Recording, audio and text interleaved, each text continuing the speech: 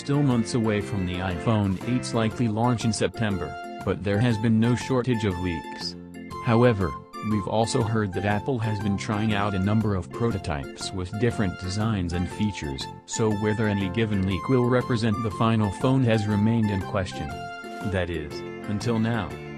5 new images show us a mock-up of the iPhone 8 from a number of angles, but how these differ from previous images is that the source, supplying them to BGR, seems confident that they reflect the final design of the iPhone 8, as the device shown has apparently been built using finalized schematics that were leaked from the factories tasked with building the iPhone 8. That said, these shots are largely in line with other recent image leaks, showing ever so slightly curved glass panels on the front and back, separated by a rounded metal frame. Can't put our finger on it.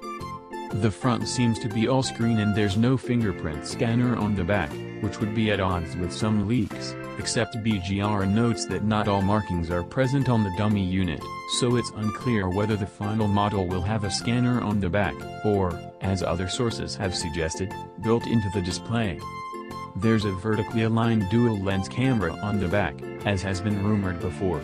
We don't know for sure why Apple switched from the horizontal arrangement on the iPhone 7 Plus, but there's speculation that it could be necessary to add rumored augmented reality features to the camera.